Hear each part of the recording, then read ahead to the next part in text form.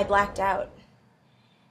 And the next thing I remember is waking up, and there were just some weird creaky sounds, and my face sort of hurt, and things were just hurting me. And I woke up, and I looked around, and me and my friend just touched one another, and we were just grateful to God that we were alive. The first thing that I did was burst into tears. That was after I started talking. After he finally said something. Just screaming, crying. My heart felt like it was going 1,000 miles an hour. Flushed in the face.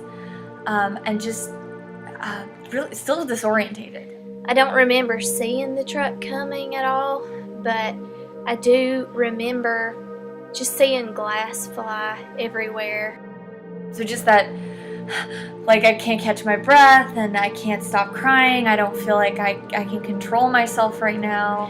And then my older sister was also on the ground, and my dad was sitting beside her, and I remember my mom asking my dad, is she alive, because she wasn't moving, and my dad said that he didn't know. I was calm at first, and I think I was a little bit in shock at first. It didn't really click with me what had happened. It still didn't click until, even after they towed the car.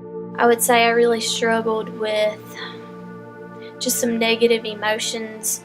I definitely had some feelings of guilt, even though I don't think I realized it at the time. Even recently I was with some friends, and the driver was just kind of driving carelessly, and I got really upset and anxious about it, because I really know what it's like to be a victim of a traumatic car accident. A couple weeks later, we were out at the mall again, and neither one of us wanted to use that same entrance. I think we specifically have avoided that entrance up until maybe the past couple months. We all knew that we were there for each other. It was difficult not being physically present with each other, but we're a very tight-knit family, and so we knew that we had that support. Everybody needs to process traumatic events, and I would encourage anyone to seek counsel, because we all need encouragement and time to process things like that. 50 million people are injured in road traffic accidents across the world every single year. If you've been in an accident and you're experiencing symptoms like anxiety, racing thoughts, difficulty sleeping, or maybe you're feeling fearful, helpless, lonely, or even numb.